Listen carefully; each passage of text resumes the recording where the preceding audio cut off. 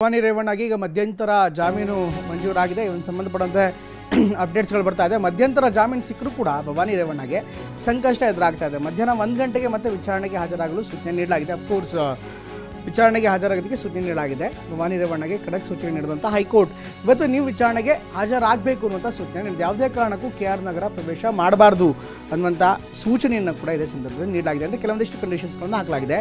SIT ತನಿಖೆಗೆ ಭವಾನಿ ರೇವಣ್ಣ ಸಹಕಾರ ನೀಡಬೇಕು.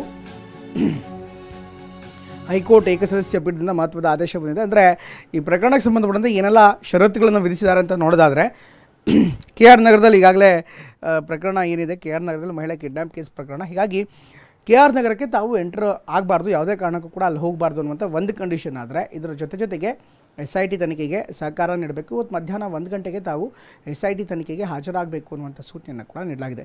ಒಟ್ಟಿನಲ್ಲಿ ಈ ಪ್ರಕರಣ ಏನಿದೆ ಸಹಜವಾಗಿ ಭಾರಿ ಚರ್ಚೆ ಆದಂಥ ಪ್ರಕರಣ. ಈ ಪ್ರಕರಣ ರಾಜಕೀಯದಲ್ಲಿ ದೊಡ್ಡ ಸಂಚಲನವನ್ನು ಸೃಷ್ಟಿ ಮಾಡಿತ್ತು. ಈಗ ಇದೇ ವಿಚಾರಕ್ಕೆ ಸಂಬಂಧಪಟ್ಟಂತೆ ಹೊಸ ಅಪ್ಡೇಟ್ಸ್ಗಳು ಕೂಡ ಬರ್ತಾ ಇದೆ. ಮಧ್ಯಂತರ ಜಾಮೀನು ಮಂಜೂರಾಗಿದೆ.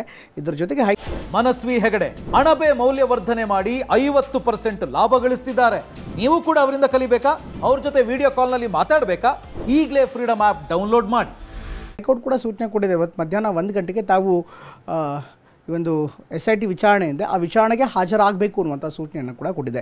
ಯಾವುದೇ ಕಾರಣಕ್ಕೂ KR ನಗರ ಪ್ರವೇಶ ಮಾಡಬಾರ್ದು ಅನ್ನುವಂಥ ಖಡಕ್ ಆದಂಥ ಒಂದು ಕಂಡೀಷನ್ಸ್ ಕೂಡ ವಿಧಿಸಲಾಗಿದೆ. ಇದರ ಜೊತೆಗೆ SIT ತನಿಖೆಗೆ ಭವಾನಿ ರೇವಣ್ಣ ಸಂಪೂರ್ಣವಾದಂಥ ಸಹಕಾರ ನೀಡಬೇಕು ಅನ್ನುವಂಥ ಸೂಚನೆಯ ಆಧಾರದ ಮೇಲೆ ಈಗ ಜಾಮೀನನ್ನು ಮಂಜೂರು ಮಾಡಲಾಗಿದೆ. ಜೊತೆಗೆ ಇನ್ನಷ್ಟು ಅಪ್ಡೇಟ್ಸ್ಗಳು ಕೂಡ ಬರ್ತಾ ಇದೆ. ಭವಾನಿ ರೇವಣ್ಣ ಅವರೇ ಪ್ರಕರಣದ ಮುಖ್ಯ ತಪ್ಪಿತಸ್ಥರು ಅನ್ನುವಂಥ ಈಗ ವಾದ ಪ್ರತಿವಾದಗಳನ್ನು ನೋಡ್ತಾ ಇದ್ದೀವಿ. SIT ಪರ ವಿಶೇಷ ಅಭಿಯೋಜಕ ಪ್ರೊಫೆಸರ್ ರವಿವರ್ಮ ಕುಮಾರ್ ಈ ಒಂದು ವಾದವನ್ನು ಮಂಡಿಸಿದ್ದಾರೆ. ಭವಾನಿ ರೇವಣ್ಣ ಅವರನ್ನು ಕಸ್ಟೋಡಿಯಲ್ ವಿಚಾರಣೆ ಮಾಡಬೇಕಾಗಿದೆ. 42ನೇ ಮ್ಯಾಜಿಸ್ಟ್ರೇಟ್ ಕೋರ್ಟ್ ವಾರೆಂಟ್ ಜಾರಿ ಮಾಡಿದೆ ಇದಕ್ಕೆ ಸಂಬಂಧಪಟ್ಟಂತೆ. ಹೀಗಾಗಿ ವಿಚಾರಣೆ ಮಾಡಬೇಕಾಗಿದೆ. ಈ ಪ್ರಕರಣದಲ್ಲಿ ಅವರೇ ಮುಖ್ಯ ಪಾತ್ರದಾರರು ವಿಚಾರಣೆಗೆ ಹಾಜರಾಗಲು ಸೂಚಿಸಿ SIT ನೋಟಿಸ್ ಕೂಡ ಜಾರಿ ಮಾಡಲಾಗಿದೆ.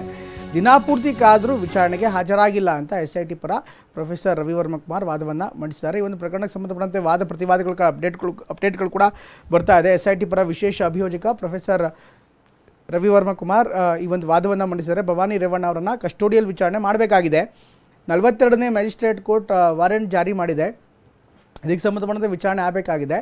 ಈ ಒಂದು ಪ್ರಕರಣದಲ್ಲಿ ಅವರ ಪಾತ್ರ ತುಂಬ ಪ್ರಮುಖವಾಗಿದೆ ಅಂತ SIT ಮೂಲಗಳಿಂದ ಈಗಾಗಲೇ ತಿಳಿದು ಬರ್ತಾ ಇದೆ. ಹೀಗಾಗಿ ಅವರನ್ನು ವಿಚಾರಣೆ ಮಾಡಲೇಬೇಕಾಗಿದೆ. ದಿನಾಪೂರ್ತಿ ಕಾದರೂ ಕೂಡ ಅವರು SIT ವಿಚಾರಣೆಗೆ ಹಾಜರಾಗಿಲ್ಲ. SIT ಅವರನ್ನೇ ನೋಟಿಸ್ ಕೊಟ್ಟಿದ್ದರು, ನೋಟಿಸ್ಗೂ ಕೂಡ ಅವರು ಪ್ರತಿಕ್ರಿಯೆ ಕೊಟ್ಟಿಲ್ಲ, ವಿಚಾರಣೆಗೆ ಹಾಜರಾಗಿಲ್ಲ. ಹೀಗಾಗಿ ಈ ಒಂದು ಪ್ರಕರಣದಲ್ಲಿ ಅವರನ್ನು ಕಸ್ಟೋಡಿಯಲ್ ಆಗಿ ವಿಚಾರಣೆ ಮಾಡಬೇಕಾಗಿದೆ. ಅಂದರೆ SITಯ ಕಸ್ಟಡಿಗೆ ನೀಡಿ ಅವರನ್ನು ವಿಚಾರಣೆ ಮಾಡಬೇಕಾಗಿದೆ, ಅಂದರೆ ಬಂಧನವಾಗಬೇಕಾಗಿದೆ ಅನ್ನುವಂಥ ಅಥವಾ ಕಸ್ಟಡಿಗೆ ನೀಡಬೇಕಾಗಿದೆ ಅನ್ನುವಂಥ ವಾದವನ್ನು ಪ್ರೊಫೆಸರ್ ರವಿವರ್ಮ ಕುಮಾರ್ ಮಂಡಿಸಿದರು.